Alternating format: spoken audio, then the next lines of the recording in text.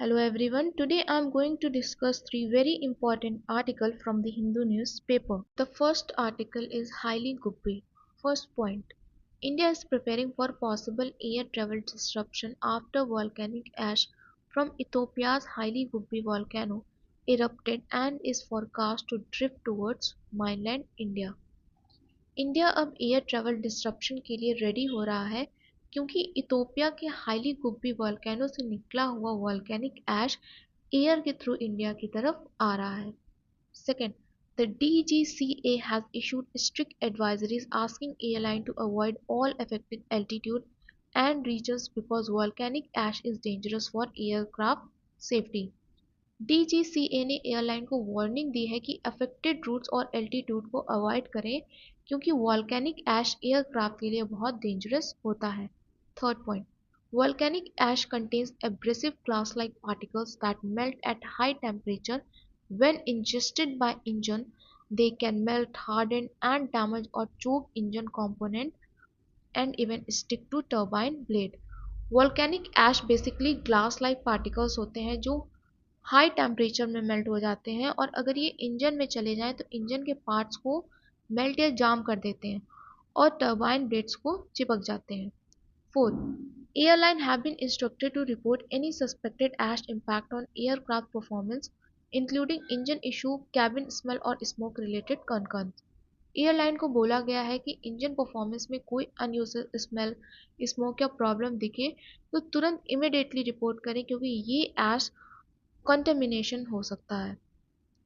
Fifth, airports have been told to inspect runways for ash contamination and be ready to suspend or restrict flight operations if needed to maintain safety. Airports को भी airports को भी instruction मिली है कि runway को एश contamination के लिए check करें और ज़रूरत पड़े तो फ्लाइट ऑपरेशन को स्टॉप या रिस्ट्रिक्ट भी कर सकते हैं. Six, large plumes of smoke were visible over Ethiopia initially, but after crossing Yemen and Oman, the ash clouds have now begun in entering the India subcontinent. पहले ये एश plumes Ethiopia के ऊपर देखे गए, फिर ये येमेन और ओमन क्रॉस करके और अब इंडियन सबकॉन्टिनेंट में एंटर हो रहे हैं. Seventh, these ash clouds reached western Rajasthan on Monday and began drifting northeastward with expectations of crossing central India and even Delhi by midnight. Monday को ये ऐश क्लाउड्स वेस्टर्न राजस्थान में पहुंच गया है और अब नॉर्थ ईस्ट डायरेक्शन में भी मूव कर रहे हैं और जिसमें दिल्ली तक आने का फोरकास्ट है.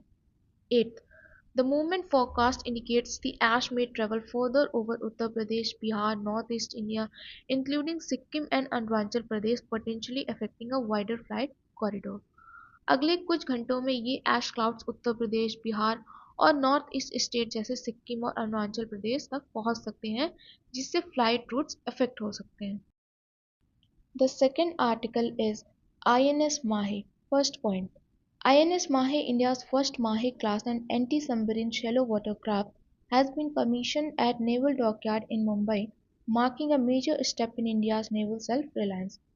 INS माहे इंडिया का पहला माहे class anti submarine shallow water craft है जो मुंबई के नेवल डॉकयार्ड में कमीशन हुआ है और ये इंडिया की नेवल सेल्फ रिलायंस की तरफ एक बड़ा स्टेप है. Second point. The ship is over 80% indigenous, highlighting India's growing capability to design, construct and deploy complex defence platforms using home ground technology. इस शिप का 80% से ज़्यादा हिस्सा कम्प्लीटली इंडिजीनियस है जो ये दिखाता है, शो करता है कि इंडिया अब खुद कॉम्प्लेक्स डिफेंस प्लेटफॉर्म डिज़ाइन कर रहा है और बिल्ड करने की कैपेबिलिटी स्ट्रॉन्ग बना रहा है. Third point. The commissioning was done after long and rigorous trials and due to its advanced readiness, INS Mahe is nicknamed the Silent Hunter for its stealth and anti-submarine capability. काफ़ी लंबे और trial के बाद इसको commission किया गया है कि अपनी एडवांस रेडीनेस और स्टिल कैपेबिलिटी की वजह से INS माहे को साइलेंट हंटर का टैग दिया गया है. Fourth. For the first time, an Army Chief General Upen Dwivedi commissioned naval warship symbolizing stronger jointness and synergy across the Army, Navy and Air Force. Fourth, for the first time an Army Chief General Upen Dwivedi commissioned a naval warship symbolizing stronger jointness and synergy across the Army, Navy and Air Force। पहली बार किसी army chief general Upendra Dwivedi ने navy के worship commission किया है जो army navy air force के बीच growing synergy और jointness को सिंबलाइज करता है। Fifth, the Army Chief emphasized that the true strength of India's armed forces lies in integration, joint operations, and the combined capability of three services forming the trinity of India's strategic strength। Army chief ने यह भी highlight किया है कि Indian arm force की real strength तीनों service के integration और टीम वर्क में है और इसी को Trinity of India strategic strength बोला गया है। Six, INS Mahe is lead ship of an eighth vessel series being built by Cochin Shipyard Limited and will play a front-line role in a coastal defense and near-sea domain awareness। INS माहे अपनी class का lead ship है जो total 8 vessel बन रहे हैं और ये कोचिन शिपयार्ड में है और ये कोस्टल डिफेंस और नियर सी सर्विलांस में फ्रंट लाइन रोल प्ले करेगा।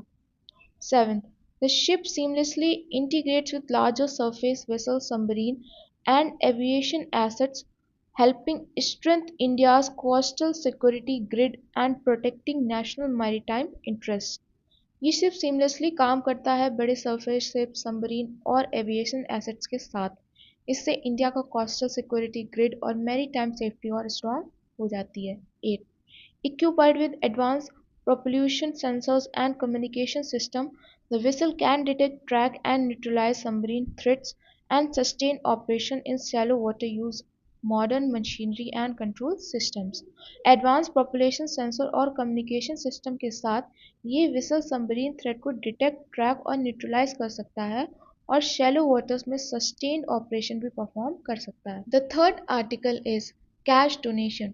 First point, the Supreme Court has agreed to hear a petition seeking a complete stop on cash donation to political parties, even those up to 2000, to improve transparency in political funding।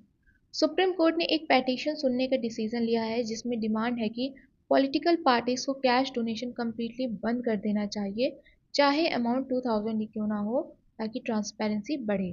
Second point, a bench of justice Vikram Nath and Sandeep Mehta issued notice on the plea arguing that the election commission must not allow parties to hide cash donation regardless of the small amount। Justice Vikram Nath और संदीप मेहता की bench ने notice issue किया है कि जिसमें बोला गया है कि इलेक्शन कमीशन को स्मॉल कैश डोनेशन भी हाइड करने की परमिशन नहीं देनी चाहिए। Third point, the petition argues that political parties must disclose the name and all details of every person who donates even if the amount is very small, ensuring full transparency of funding. Petition का कहना है कि political parties को हर donor का नाम और details disclose करना ज़रूरी है, चाहे अमाउंट छोटा या बड़ा क्यों ना हो, ताकि पॉलिटिकल फंडिंग बिल्कुल ट्रांसपेरेंट हो। Fourth point, it states that no political party contribution should be accepted in cash because cash reduces traceability and make political funding opaque। Petition ये डिमांड करता है कि पॉलिटिकल पार्टीज को भी कैश डोनेशन एक्सेप्ट नहीं करना चाहिए क्योंकि कैश से ट्रेसेबिलिटी कम हो जाती है और फंडिंग ऑपिक बन जाती है। Fifth, the petition has arrayed the election commission, union government, CBDT and 13 major political parties including BJP, Congress are respondent। इस केस में election commission, central government, CBDT और 13 कंट्रीज पॉलिटिकल पार्टीज जैसे BJP, Congress, DMK, TMC, Sapa, आम आदमी party को respondent बनाया गया है। Six, the case challenges the legality of Section 13(a)(d) of the Income Tax Act 1961 which currently allows political parties to accept cash donation up to 2000। Petition ने income tax act 1961 के section 13(a)(d) को challenge किया है कि जो अभी political parties को 2000 rupees तक कैश डोनेशन रिसीव करने की परमिशन देता है। Section 13(a) is a special provision that provides tax exemption to political parties and Clause D is being questioned for enabling small unaccounted cash donation। Section 13 political parties को tax exemption देता है और clause D पर सवाल उठा रहा है क्योंकि ये छोटे कैश अनअकाउंटेड डोनेशन को अलाउ करता है। 8. The petitioner Khem Singh Bhatti argues that removing cash donation and mandating full disclosure will help ensure greater transparency and accountability in India's political funding system. Petitioner Khem Singh Bhati का कहना है कि cash donations को बंद करके और फुल डिस्क्लोजर मैंडेटरी करके political funding को ज़्यादा ट्रांसपेरेंट और अकाउंटेबल बनाया जा सकता है।